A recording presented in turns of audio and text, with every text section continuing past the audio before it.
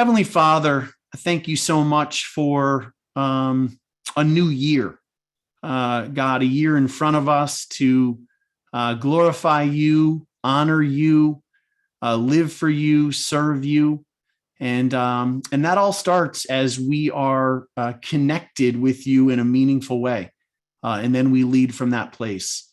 I just pray that you would bless this time and make it special. Speak through Ted in such a special way today. And God, we love you, and we commit this time to you, and we commit this year to you. And we pray all these things in Jesus' name. Amen. Amen. Amen. Thanks, Jonathan and Heather, for hosting this. And it's good to be with you all. And as Luke was saying, I see a lot of familiar faces and some friends and some new people, and just grateful to get to share in this time with you all. I want to start by just sharing a quick story. Some of you know I've been in ministry for almost 30 years now, and about 25 years of that has been in pastoral ministry. And I tell people that often when people ask me what I do for a living, I'll just say, well, I work for a church. I just say that. If they want to know more, I can tell them more. But I've found over the years, often people kind of get freaked out if I say I'm a pastor. Or whatever. And so I just kind of let them, if they want to know, I can tell them. And yesterday, I was at the doctor, and the nurse, I don't know how we got into it, but she said, what are you doing tomorrow? And I said, well, I'm going to be doing this workshop for leaders. And so I kind of left it generic, like I often do, to see if somebody really wants to have a conversation. And she said, well, what's it about? And I said, well, we're going to be talking about leaders needing to take care of their own souls. And this nurse looked at me and she said, oh my gosh, that is so important. And I said, really, for any kind of helping profession. And I said, for you as a nurse, taking care of yourself is so vital. It's so important. And yet the irony of it is, often for those of us who are in a helping profession, we take care of ourselves the least. You can probably think of like, I remember as a kid seeing like a person that I knew was a doctor and they were smoking. And I remember thinking, what? He's a doctor. A doctor shouldn't be smoking. And sometimes those from the helping professions can actually are get involved in bad habits. And sometimes for us in ministry, it's not so much that we're out there smoking cigarettes or things that are really obvious bad for us, but usually it's a little more hidden. It's a little more deceptive, even to us, some of the bad habits we get into of just not taking care of ourselves. And, as Jonathan was introducing this, he said, I wrote this down because I wanted to get it right, but he said, something to the effect of, leading from a foundation of a love for Jesus, leading our ministries from that foundation. And I think we would all agree with that. I don't think we need to have a debate about that. I don't think any of you would put in the chat box, I disagree. I don't think that's how we should lead. Well, maybe there's somebody. Probably two. Somebody needs to mute there. But I don't think that's a debate, right? And yet we can find ourselves in a place where it gets reversed, where we're not leading from that place of intimacy. And as I said, it's usually hidden. And so I want us to walk through some things today, ask some reflective questions, in many ways, kind of some soul-searching questions, and look at perhaps some misconceptions that might be lodged in our hearts without even our full awareness. And so sometimes it's just helpful to name some things and to look at it. And so I just invite you to open your heart to what the Spirit would perhaps want to say to you in our time together. So I want to start with just a question that perhaps could be helpful. Are you free and light? As you think about your ministry role, what you're doing in ministry, would you describe it as free and light? And the reason I ask that question, and maybe you can see where this is going, you know this passage well, but Matthew 11, do you remember this, where Jesus says, come to me, all who are what? All who labor and they're heavy burden, and I will give you rest. And he says, take my yoke upon you, learn from me. I'm gentle and humble in heart, for my yoke is easy and my burden is light. Some people have translated that word easy as free. So would you describe yourself that way, free and light? It doesn't mean that ministry is easy or without pain at times, but Jesus speaks here of life from a foundation of rest. He says, I will give you rest. I am gentle. I am humble. And you know, that word gentle there essentially means I'm not a pusher. I'm not striving. Humble, neither thinking too high of oneself or too low of oneself. And we can easily find ourselves in a non-gentle, non-humble kind of space. And again, I challenge you. Sometimes we think about someone who's not humble as someone who's arrogant. But there's another way of thinking about humble as well, is we're thinking too low of ourselves. There's actually kind of a pride, if you will, in that, an insecurity.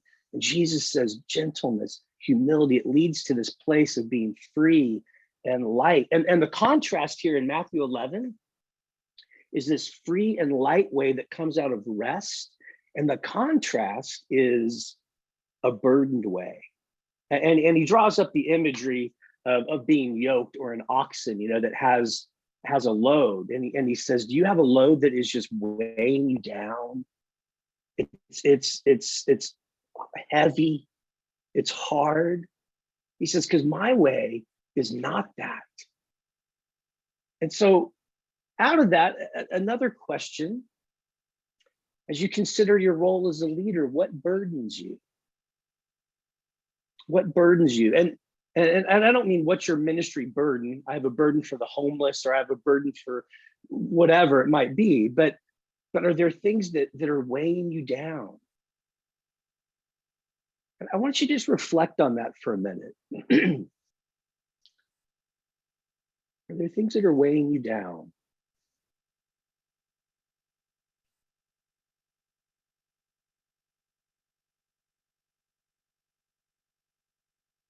The way to think about it is, there are things that make it difficult to go to sleep at night,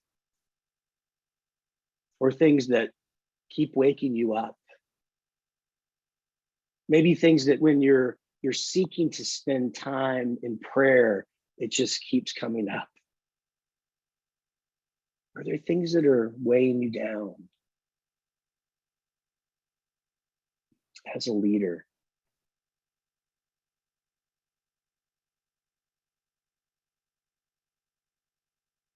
I want to invite you, if you'd be willing to share some of those things. What are some things that burden you, that weigh you down? And if you'd like to share that, you could put it in the chat, or if you want to just unmute for a moment and share. As you think about that free and light way, contrasted with that burdened, heavy sort of way, what are things that often weigh you down? Ted, it's Jonathan. I want to think about some of those specific things a little bit more, but I will say I wrote down the question immediately when you got into this concept. Why am I not free and light? You know, why do I not always feel free and light? What prevents me from feeling that way when right, in so many ways that should be the way of Jesus, even in the midst of challenging ministry. So great, man, great concept, great question for me. Yeah.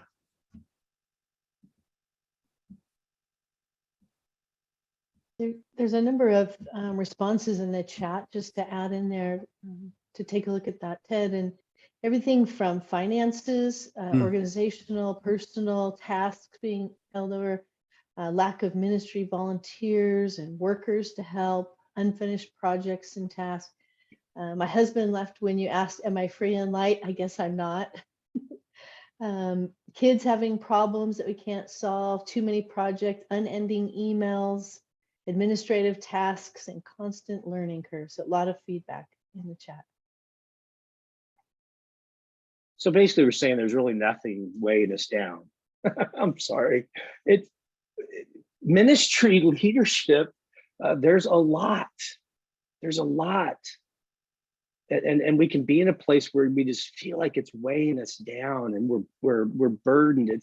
It's a load that can feel too heavy. And that can be an important place for us to start if we're thinking about perhaps living into what we believe and we know to be true, we want to be true, which is ministry that comes from a foundation of our love for Jesus. In fact, I think all of us are in places of ministry and leadership because we love Jesus. That's why we entered in. And yet so often in leadership, those burdens start to weigh us down, and we start to interact with all these burdens. And the very reason we went into this space gets kind of squashed out so easily. And so part of the reason I asked this question is, one, I wanted each of us to think through, okay, what am I experiencing? What are the things that are weighing me down? It's important to name that. And then thank you for all your responses. It looks like the chat window is just popping, just so many different things. You can see those to see that you're not alone. I think often in ministry, we can think, gosh, Jonathan Rowe over there, he's got it easy, everything's humming and popping, or whoever, but for all of us, we can experience that. And Jesus is saying, are you heavy burdened? He's asking this question. Are you heavy burdened? Come to me. Come to me. My way is a way of rest. Way of rest. Now, I want us to spend a few moments with a passage that you'll find very familiar in many ways, like Matthew 11. This passage I want us to look at. I'm not going to pretend to teach you through all of it. I want to invite you to notice a couple of things, and it's Luke chapter 10, and it's Martha and Mary, and I'll just say first of all, a lot of times Martha, gets a bad rap. Everybody says Martha's like the villain. She's she's serving. What she's doing is wonderful and noble. And I want you to notice as we go through this that Jesus doesn't criticize her for serving. Serving and our ministry roles and a life of intimacy and rest with Jesus, those are not mutually exclusive. And that's not the point of Mary and Martha. In fact, if anything, it's that Mary and Martha become one. Now, where we can find ourselves is in a place where serving has made us a little cranky. All these emails, I can't get volunteers, and the list goes on and on and on, right? And so just let me read through this again, just make a couple of observations for us to interact with. Now, as they went on their way, Jesus entered a village, and a woman named Martha welcomed him into her house. And she had a sister called Mary, who sat at the Lord's feet and listened to his teaching. Let us stop there for a minute. Who sat at the Lord's feet and listened to his teaching. That truly is the foundation for life and ministry. And yet I want to invite you to let those words sink in. Who sat at the Lord's feet and listened. It's a simple sentence, it's a simple description, but it's incredibly profound. Even as I read that, there's almost a slowness to it. There's a restfulness to that simple description. And you'll notice the next word of the first sentence is but. There's a contrast here. But Martha, she was distracted with much serving. And again, the serving doesn't get criticized here. It's the distraction. She was distracted. And what was she distracted from? She was distracted from what Mary was living into. She was distracted with much serving. And this is where the crankiness comes in. And she went up to him, meaning Jesus, and said, Lord, do you not care that my sister has left me to serve alone? Tell her then to help me. Tell her to help me. But the Lord answered her, Martha, Martha. And it's as though the repetition there is to really try to get her attention. I can almost imagine Jesus, like we might with a child, like grabbing the face and like putting it right to where they're looking eye to eye. Martha, Martha, you're anxious. You're troubled about so many things. And we can look back at the chat window and see all those things that we get anxious about and troubled about and distracted by. And he says, but one thing is necessary. Mary has chosen the good portion, which will not be taken away from her. Now, in many ways, I feel like we could spend the next 3 hours unpacking some of what is being said there, because it's incredibly rich and meaningful. I'll just say this: that last little line, which will not be taken away from her. Our ministries just come and go. I was working with a church a few years ago that had been in existence for a while and wondering if it was time to close the church down. And I invited that question of the leadership team. And the leadership team really did not want to think about that question. It was a really difficult question. But ministries come and go. But what doesn't come and go? And you know the answer to that. It's our life with him. It's our life in him. And he says one thing is necessary or vital or required, if you will. And again, as we said before, in leadership, this can tend to get jumbled or flipped upside down. And it's especially with those in Christian ministry in leadership, we can get those two things flipped. Now, I know there's a couple of people on this call today from Imago Christi, which is a ministry I have a lot of fondness for. And one of the things that years ago I learned in a workshop with Imago Christi is to distinguish between two callings that we have in our life. There's two callings that we have. There's a first order calling, which is our calling to our life with Jesus, to intimacy with him, to union and communion with him. And then I have a secondary calling, or a second order calling, which is to a specific ministry. And those two things are not mutually exclusive, but it's vital, it's necessary, to use Jesus's words there. It's vital, it's necessary that we keep those in order. Because what so often happens is our secondary calling in practice actually becomes the primary calling. It's what we're giving ourselves to all the time. And when that's the case, often that first order calling just sort of hangs in there. But when our first order calling, which is to life in him, is practically and functionally in that first order, that necessary space, the ministry calling flows from that. So, as I say that, going back to something we said just a few minutes ago, I don't think there's anybody that would argue with that. It makes sense. it's helpful to even think about it that way. But I don't really want you to think about or consider, do I agree with that statement? But do you trust it? Do you trust it?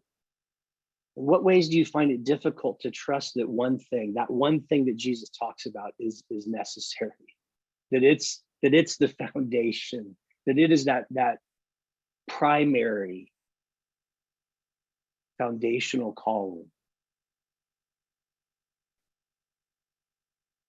I'm actually just going to be quiet here for just a couple of minutes. And I want to invite you to just consider that question with the Lord, okay? And I'll be quiet. I just invite you to quiet your own heart and just ask that question with the Lord. What are the ways that I find it difficult to trust?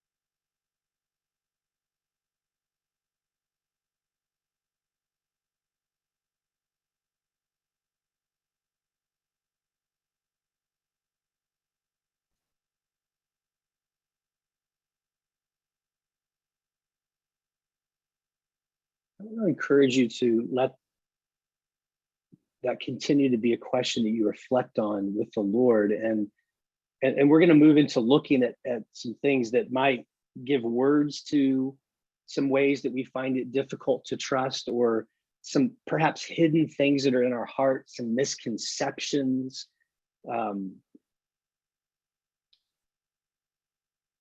Another way we might ask this question is prayer, is sitting at the feet of Jesus and listening to him, is that the first thing in your life? I mean, if you just think about a day, is that what you wake up to? Or do you wake up and first thing is you look at your phone and what emails you need to think about for the day? And I'm not saying any of this to make anybody feel guilty that their priorities are out of whack, because we all struggle with this. I struggle with this. It is a struggle. And it's not that it all comes from a bad place. We are in ministry because we love Jesus. We want to honor him. And yet this is one of the job hazards, I would say. This is the very reason we've moved into places of leadership and ministry, can take a back seat. You know, Mary was choosing the restful way that Jesus invites. And Martha, I want to suggest, had misconceptions that distracted her, misconceptions that were in her heart. And she was pretty consumed with the serving, with the hospitality. And you know, in that culture of first century Palestine, hospitality was a huge cultural value. And so in many ways, what Mary was doing was a clash with that value of hospitality. And so often for us, we have misconceptions, and I want to walk through a few right now that are a clash with that simple, restful way of sitting at the feet of Jesus and listening to him. Let's look at a few.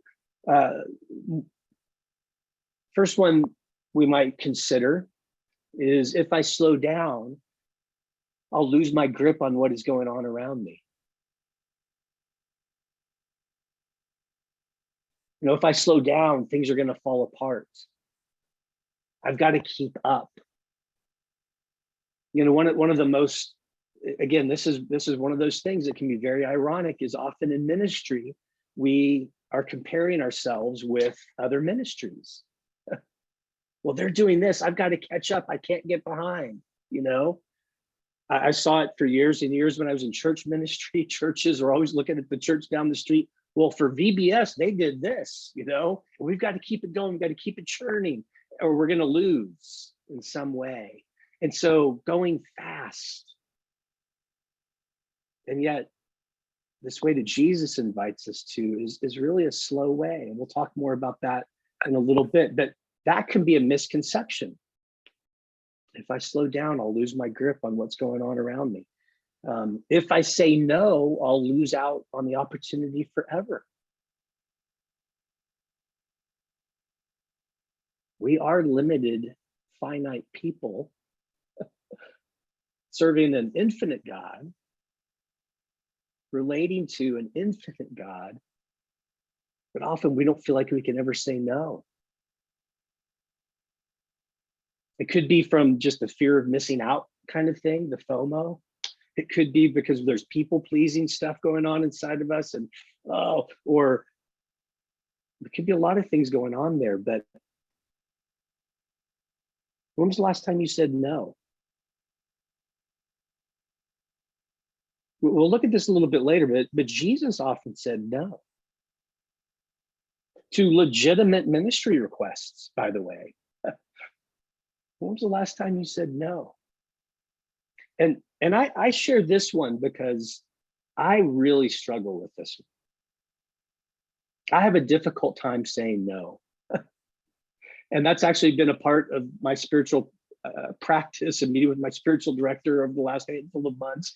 In fact, last month I said to my spiritual director, I said, I think you'll be proud of me. I said no to 3 things last week. Can you say no? Often we hold that in our heart that we can't. We have to say yes to everything. Here's another misconception, and I don't think anybody would outright say this, but often it can get lodged in our hearts. More is better, bigger is better. We just assume. I think in some ways, without naming it, that is a reality, that it's true. And yet that's probably more of a cultural value, that more is better or bigger is better. I wonder sometimes, what would they say about Jesus? He only had 12 people that he hung out with. And, you know, there's the 70 maybe or whatever, but he often left the big crowds to go to the small, right? And I don't think I have to say more with that. But just think, is there a degree to which that's a misconception that is perhaps hidden in your heart in some way? I will say this. I had a conversation with one of our board members in the past few months, and this board member is a sweet, dear friend, really, a longtime friend. And this person was saying to me, well, you know, this particular thing that we're working on or whatever, what do we do to maximize it? And blah, blah. And he was kind of getting his business wheels churning, if you will. And it was sweet. It was wonderful. It was coming from a place of, I've really benefited from this. What are we going to do to maximize? Is kind of the idea. And I looked at this person. I said, we're not going to do anything.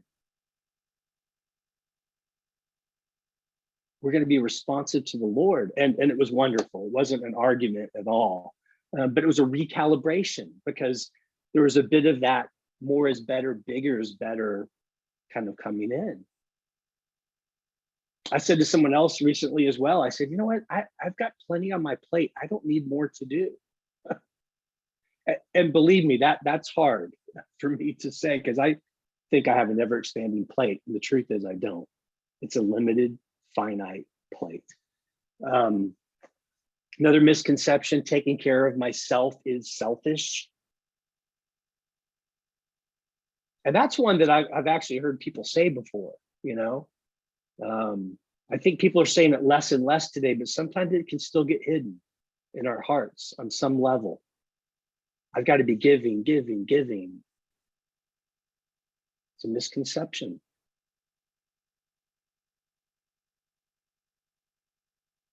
Fifth misconception, if I don't do it, no one will, or things will fall apart.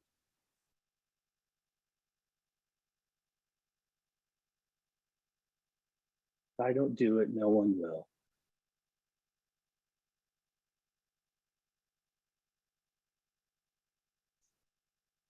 And then finally,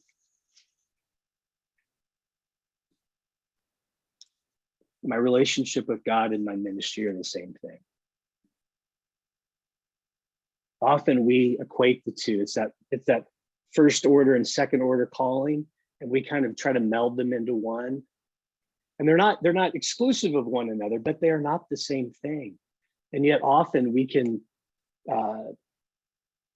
consider or think about our relationship, our life with God, and just put it in terms of what we're doing, what's happening in ministry. And that's a misconception that can get lodged into our hearts for all kinds of reasons. And many of these misconceptions are cultural values that we take on. Sometimes they're from our family of origin.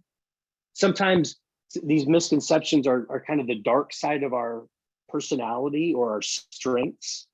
Good, wonderful personality traits and strengths, but the dark side of them is perhaps some of these misconceptions.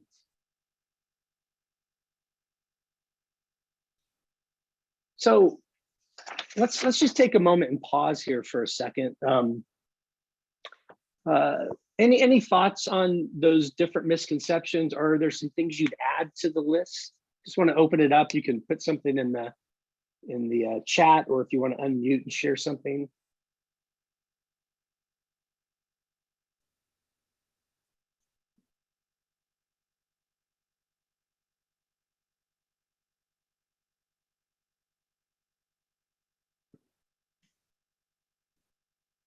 Yeah, thanks, Ted. Kevin Navarro here. I really related to your first one, which is if I slow down, I'll lose my grip on what's going on around me. The way I would put it for myself is the issue of expediency, that it's about getting stuff done now. That if I don't get it done now, I'll miss out on some kind of opportunity. And so that tends to play around in my soul. And so I have to pay attention to that voice, which, yeah, does come from family of origin. Maybe there's some cultural stuff there, but more personality probably than anything. So. Thanks, Kevin.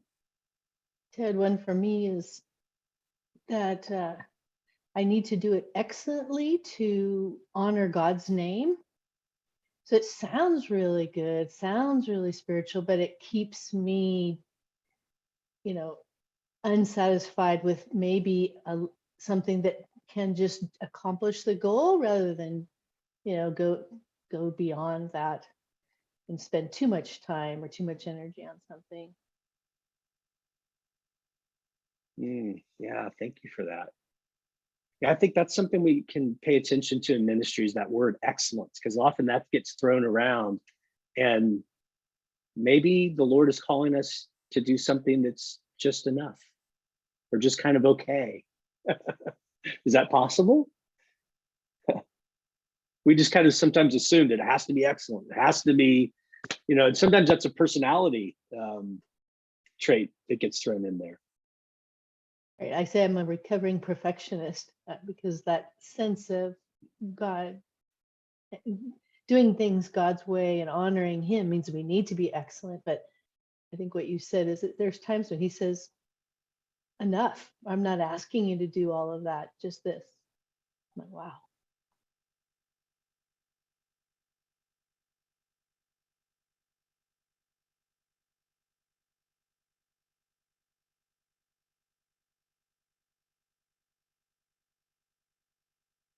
Is there anything in the chat box there? Let's see.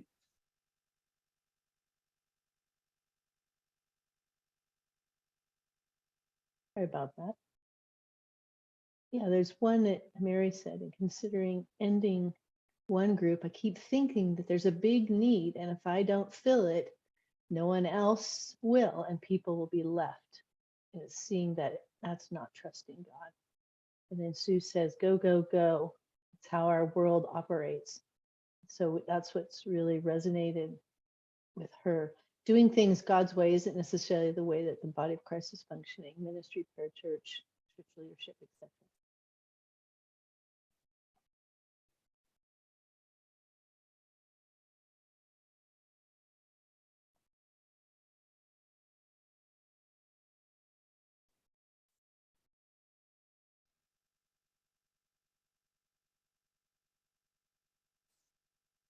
You know, it's fascinating. You know, we would call ourselves followers of Christ, right?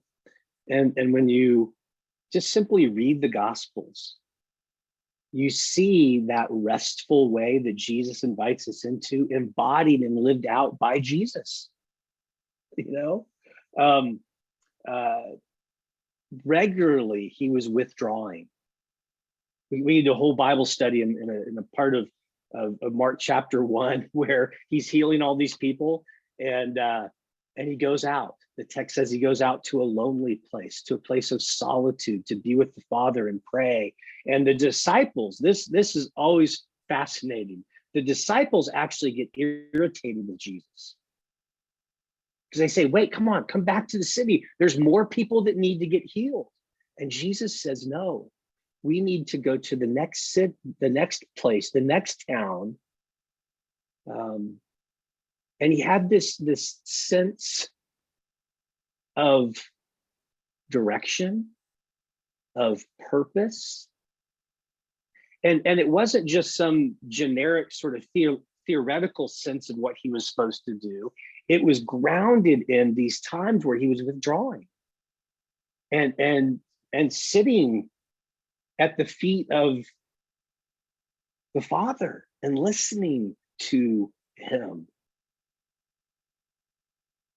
over and over.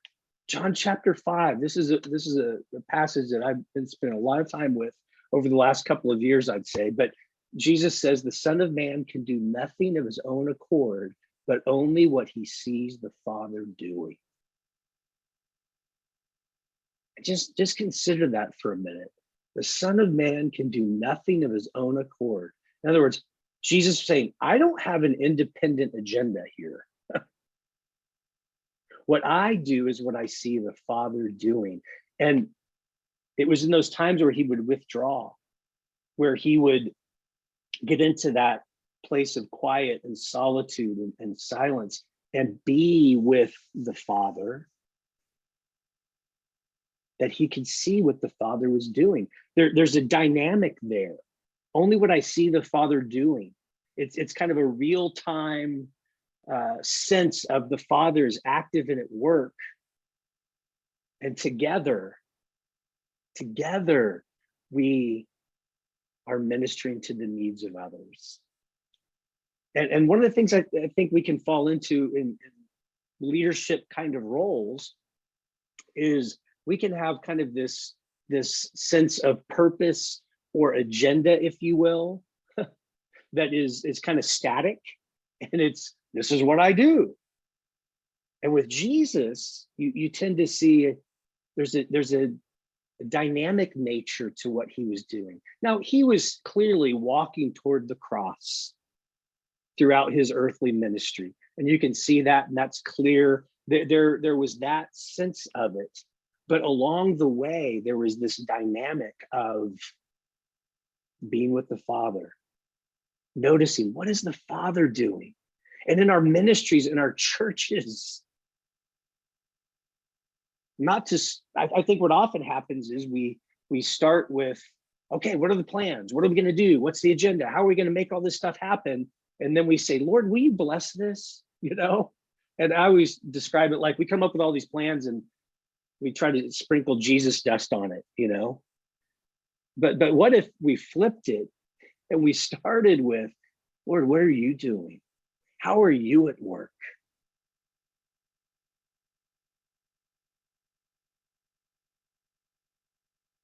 The Lord does not need us to do anything. He doesn't need us at all to do anything. But here's the other part of that. He wants us. He desires us to partner with him in his ministry and what he's doing. He desires that. He longs for us to partner with him in what he's doing. Because could the God of the universe do it all without our help? You know the answer to that question. The 8th grade, or the 8-year-old Sunday school kid knows the answer to that question, right?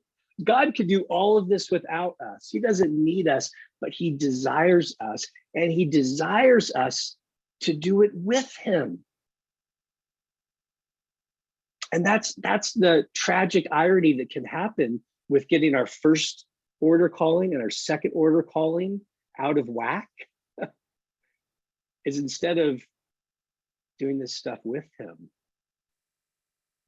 we end up just doing it. And from a good heart, wouldn't accuse anyone of doing things from a bad place, but often we just do all this stuff and then we say, oh, and Jesus, can you help me? Jesus, will you bless this? Jesus, as opposed to, Lord, what are you doing? I want to follow you. And often the Lord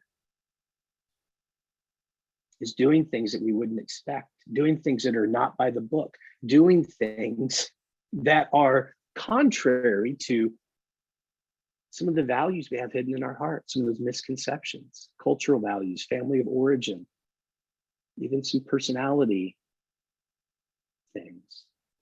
So, having said that, I want to suggest a few spiritual practices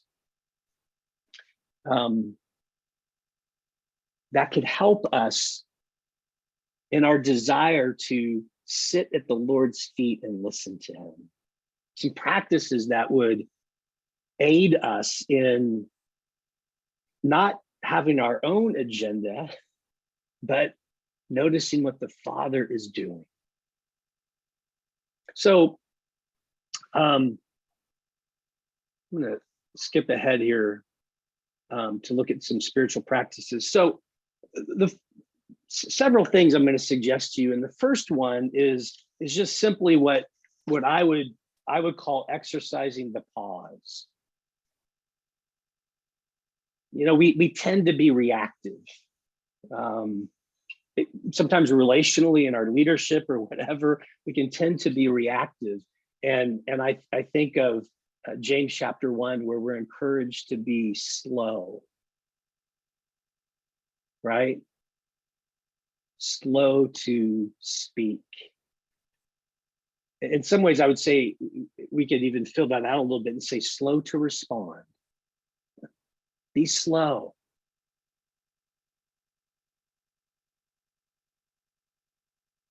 Be slow to anger, which is often that reaction, but quick to listen.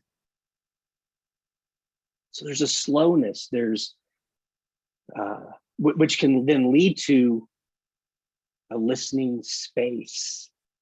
But we never get to the quick to listen unless we're slow, right? It allows us to stop and notice. And to think about where are there places in my life where I tend to be quick to respond or quick to anger. I'll tell you, I can think of 100 different examples. I got a letter from my bank last week telling me that if I didn't provide some kind of documentation, they were shutting all my accounts down.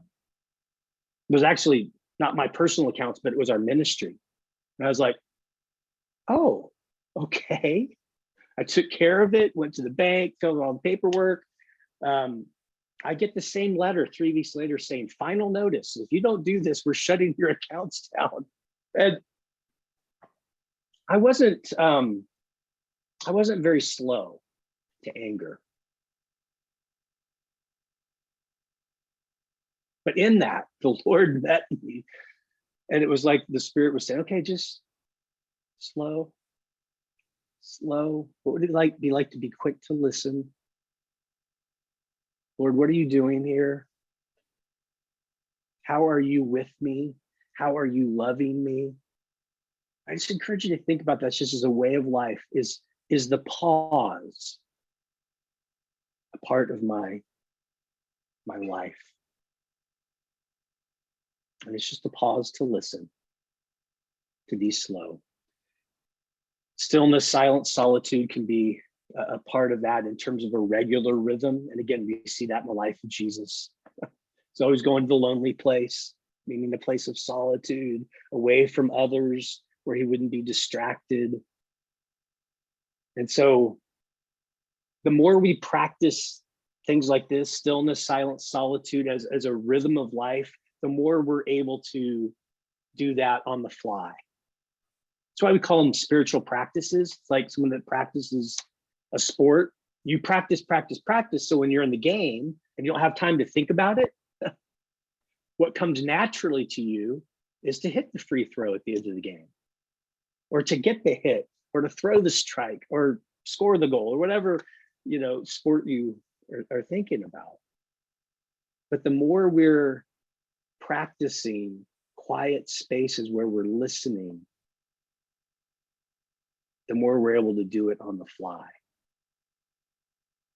There's something that we've learned from brain science. And I remember learning this years ago. I was a psychology major in my undergraduate studies. And one of the things that our brains do is under stress, they always go to the dominant response. So, and this is how it works in basketball. This is why Michael Jordan always hit the free throws at the end of the game. It's why 9 times out of 10, he made the shot to win the game at the end, is because when we're under stress, our bodies go to what the most dominant response is. And so if we have, through practice, developed a listening way, when we're under stress, when the bank calls us and tells us that they're going to shut down our accounts, what's the dominant response in stress? Well, it's going to be what we practice. Because our brain doesn't know. Our brain just goes and tries to pick out whatever is most familiar. And when we think about slow to anger, slow to speak, for some of us, we grew up in angry homes. And for 18 years or however long, we just learned that's the dominant response. So those are some practices to consider, to think about. Again, we said this before, prioritize your own soul care. Truly make it a priority. Schedule it in. That's going to look different ways for different people, but it could be that you're taking a day a month just to be with the Lord, and to put that on your schedule. And if so-and-so calls and says, hey, I need to meet with you that day, you say, my day is booked, I'm sorry. I often do that with people. I say, I'm sorry, my day is full. And I don't get into it with them and say, I'm going to be spending time with the Lord all day. But I have an appointment. I have an all-day appointment. But to prioritize that.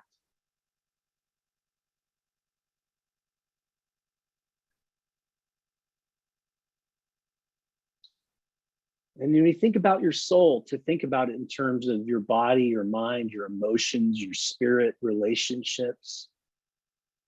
I love how Dallas Willard defines the soul as all of who we are.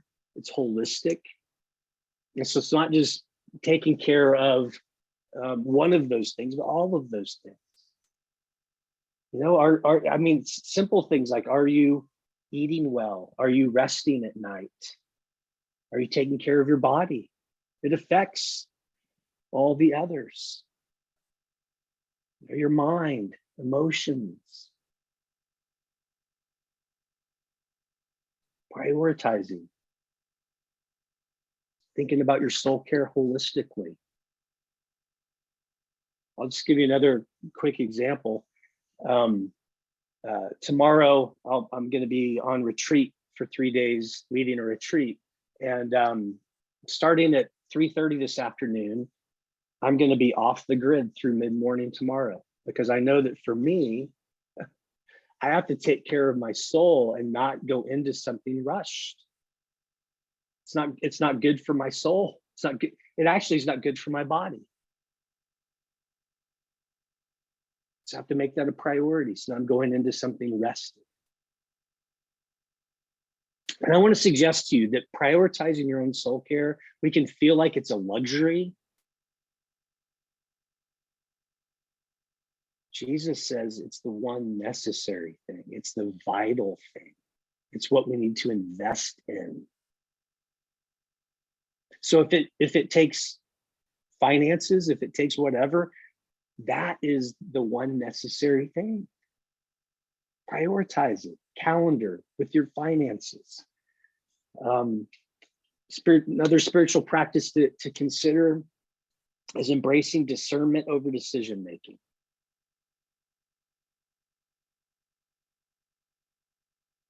And this is what I mentioned before, really, which is starting in that place of, Lord, what are you doing? How are you at work? How are you involved in my life in this ministry? As opposed to just something happens and I've got to make a decision. What's the wise decision? What's the best thing? What's the best practice? You know, when you look at whatever, listening. Again, I feel like I could just say this over and over, go slow. I love the statement by St. Vincent de Paul. Vincent de Paul is probably a name that's familiar. I think it's a Catholic charity organization, you know, that you give things to. But he was a real person, okay? And he said this. It's not going to be on the screen, but he said, "The one who hurries delays the things of God." Let's say that again. The one who hurries delays the things of God.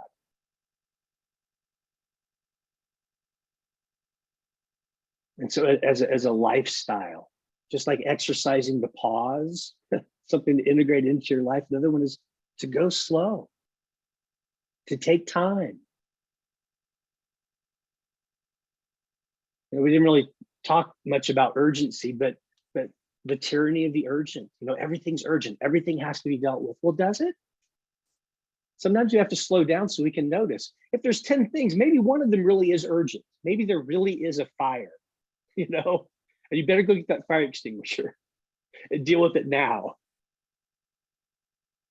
But I think sometimes we think if there's 10 things, 9 of them are urgent. But sometimes it's exercising that pause so that we can stop and listen and maybe go slow.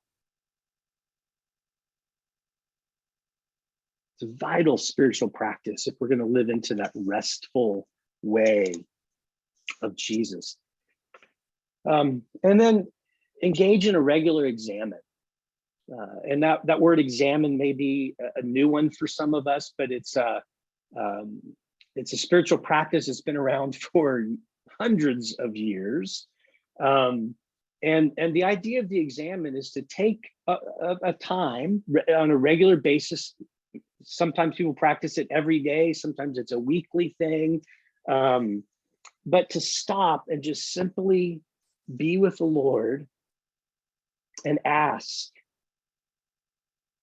Lord, how was I present to you today? If the goal of our ministry is to participate with God in what he's doing, to take regular times and evaluate, Lord, where were those spaces where we were really connected and I was present to you? And then the other question is, where are the spaces where I wasn't? Where I was maybe doing things in my own power, my own strength. and to let that be a place of prayer on a regular basis. And one of the reasons that practice can be so incredibly helpful is it gets our mind and our heart trained to think in those categories, to value doing ministry with him in an abiding, connected kind of way. And so it becomes easier to spot on the fly, right? We can notice, oh, wow, what's going on here? I'm not feeling light and free and easy. I'm not feeling restful. And to allow that to be a trigger to say, okay, what's going on? Let me slow down, let me pause, let me listen. So to have a set aside time on a regular basis, daily can be helpful. It could just be a 10-minute prayer exercise to say, Lord, where were we really connected today? Where were the spaces where I was doing things in my own strength, my own power? And then finally, regularly return to a place of resting in your primary calling.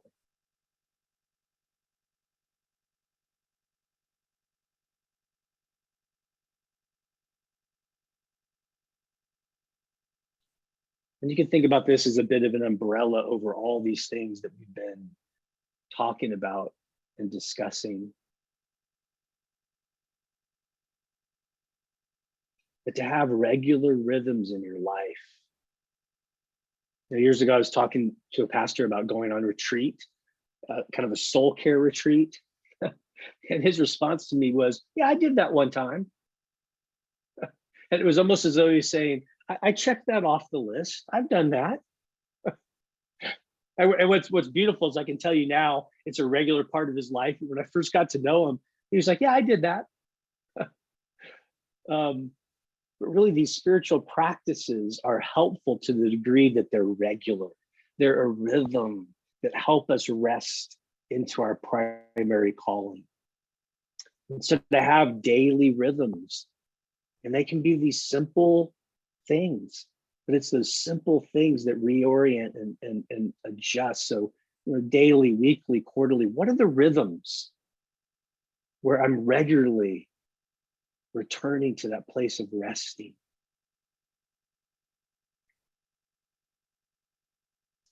Ed, Yeah. there is a comment that's very closely related to this one that just wanted to highlight from Ruth.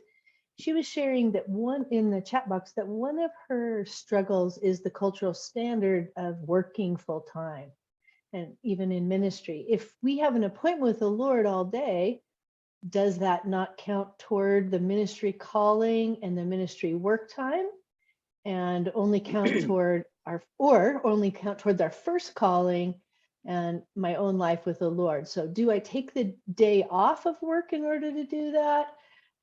So she says, I tend to blend the first and second calling, but more on the side of my personal time with the Lord bleeding into my ministry time. So any comments related to what you just shared with that? Well, first of all, it's a great question. And I think it's a really common thing is that we think, well, I have my ministry and then my time with the Lord is on my own time. I think that's very common, and it's a struggle. And I think it's a conversation that in your particular ministry you need to have with those that you're serving with your board, whoever you're accountable to talk about these first and second order callings. And I would really suggest that the answer is yes, that to take a day to be with the Lord as a part of your ministry, yeah, that shouldn't be a vacation day. But sometimes with the way things are set up, it's a conversation that has to be had. I have a friend, who some of you on this call know, who served at churches, and part of his deal was he was going to go to a monastery X amount of weeks a year and be with the Lord. And it wasn't preparing for sermons, it wasn't vacation. And that was like a condition of his employment. And if the church wasn't up for it, then he's not their person. And so we develop our convictions around this, and then there are conversations that we need to have. When I was pastoring years ago, there was a time where I was in an executive pastor position, and we had a young pastor on our staff who had, I think, 3 children under the age of 5 at home. And he was lamenting to me that he was finding it really difficult to have quiet space with the Lord. And I said, well, then you know what? When you get into the office each day, you need to spend your first hour in prayer with the Lord. And he kind of, I remember him kind of tilting his head and looking at me. Well, that counts? My conviction would be, yes, absolutely. Do you need to have your own personal times kind of off the scene? Yes, absolutely. But is there an integration as well? Yeah, but again, this is where there can be a clash of values, and conversations are often dated.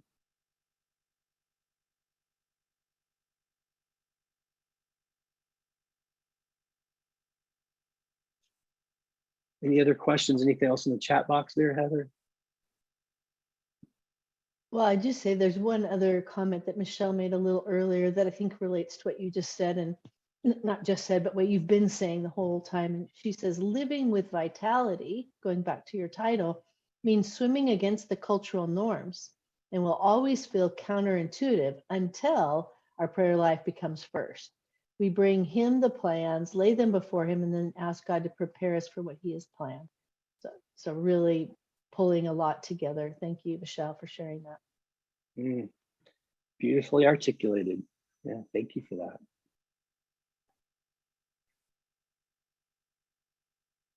Well, I referred to this a few minutes ago. In John 5, Jesus said to them, truly, truly, I say to you, the Son can do nothing of his own accord, but only what he sees the Father doing. For whatever the Father does, that the Son does likewise. I was meeting with, so I know so many of you raise funds, and part of your role may be fundraising for your organization. And about 9 months ago, I was meeting with someone who wanted to donate and be a contributor to our ministry. And he approached me about it, said, let's have lunch. And in that time, and I know this man was very successful businessman, kind of an international thing and whatever. And there's a part of me that felt a little bit of pressure in that, like, is he going to evaluate what we're doing in ministry based on, what he's done in business and his success and all that kind of stuff. But I felt resolute, to just share what we're doing in the ministry. This isn't for everybody, but we don't have 5-year plans. We have things that we're noticing and things that we're trying to see that we think this is where we're going, but we really try to shy away from having 5 or 10-year plans and really be present to what the Lord is doing in the moment, and always asking that question, Lord, what are you doing? And so I sat down with this man who was asking about the ministry, all these questions, and he was talking about some goals. And I said, I just have to let you know. And I said, this might strike against everything that's important to you as a businessman. But I can't tell you any 5-year goals that we have. I can talk to you about some dreams we have and maybe some things that we're noticing, but we really try to stay present in the moment and what the Lord is doing, because we don't want to get into a trap of, here's our 5-year goals, and we're just always pursuing those things and not stopping and listening to the Lord in the moment, because often the Lord is taking us places that we could never visualize or even dream of. And it was a beautiful conversation, because he basically responded and said, that's how I run my business. Oh, it's so refreshing to hear that. He said, my partner and I, we're both followers of Jesus, and that's what we try to do, and it was this wonderful bonding moment. But that's really the idea here, I think, that Jesus is expressing. Now, again, he knew he was going to the cross. There was that sense of what was happening. But moment to moment, day by day, it was, what is the Father doing? uh, Luke Detweg, I think is how you say it. He's an Episcopal monk. He said this. He said, Jesus faced an endless supply of need and an overwhelming schedule. Jesus got weary, not simply by the work, but also the human inner challenges. And if you think Jesus didn't have human inner challenges, spend some time with Matthew 4 and the temptations in the wilderness. He goes on to say, he knew that at dawn or before, people would gather with requests. The to-do list would sprout. Jesus knew the pain and questions of his own heart would be present. So Jesus stopped and went away to pray. And in that, he's highlighting simply what we've been talking about, what's been threaded through some of what I've been sharing, is that was a regular rhythm for Jesus, so that he wouldn't get pulled into the world's values. Because everyone around him, even the disciples, they were wanting him to be something that he wasn't. They were wanting him to do things that the Father wasn't doing. And then, right before the cross, even in Luke chapter 22, Jesus says, Father, if there's some other way that we can do this. He was even noticing in his humanity, he knew the pain and the torture that was coming.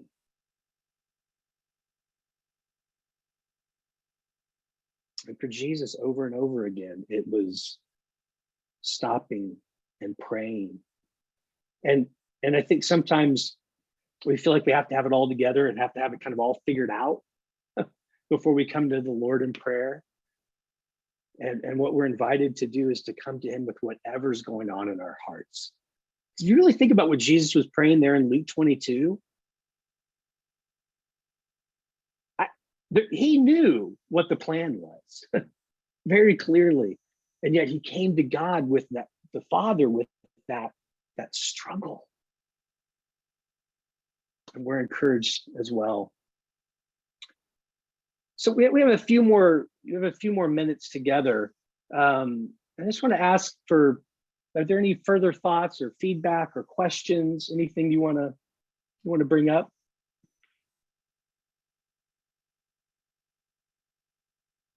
Well, it's a lot to chew on, a lot to digest.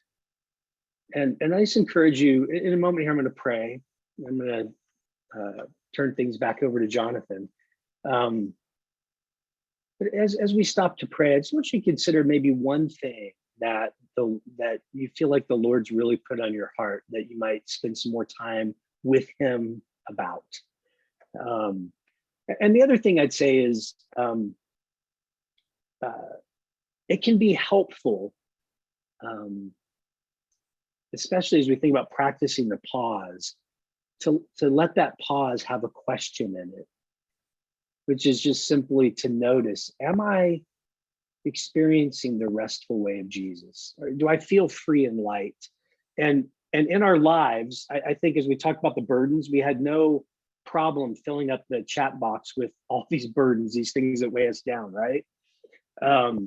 It's just simply ask that question with the Lord. It's a prayerful, reflective kind of question to say, am I feeling free and light? And to let that question lead us into a place of just stopping and reflecting with the Lord. What's going on? What am I taking on? Jesus, if your way is restful and free and light, what am I heaping on myself? What's going on? And that could be one of the most significant practices to do, just daily. Sometimes, depending on the day, it can be moment by moment. So let me pray, and we're gonna start with just a little bit of quiet, and just encourage you to consider, is there one thing the Lord might want you to chew on further?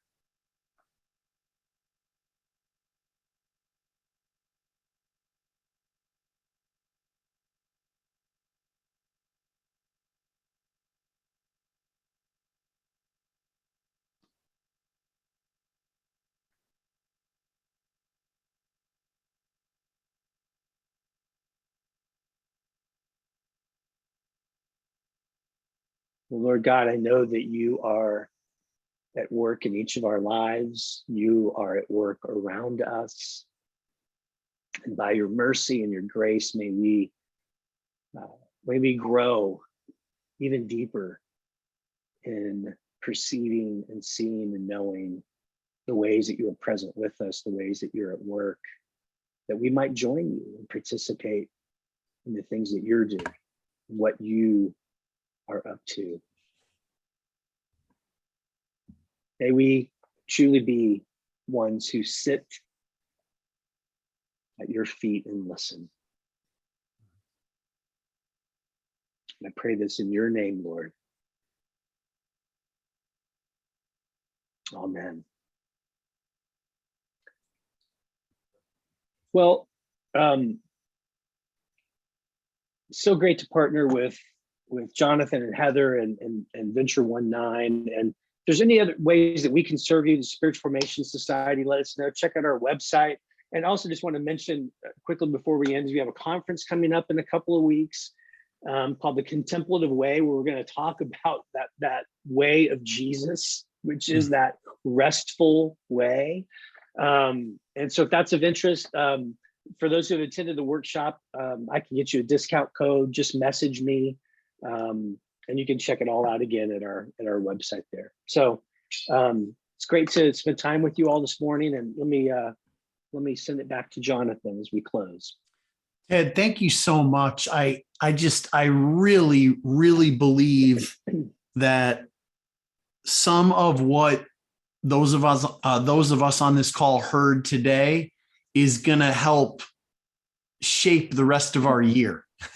I really believe that. And can't think of a better way to start a new year than to examine these concepts. So thank you so much. For me, this first order calling versus second order calling, massive concept, and just so many other things that stood out for me. So Ted, thank you so much. Thank you for your generosity of offering a discount code and different things like that. So everybody, will send, again, a follow-up email out, not just with the material, but with Ted's contact info. So reach out to Ted, check out the website, take advantage of some things that they have coming up as well.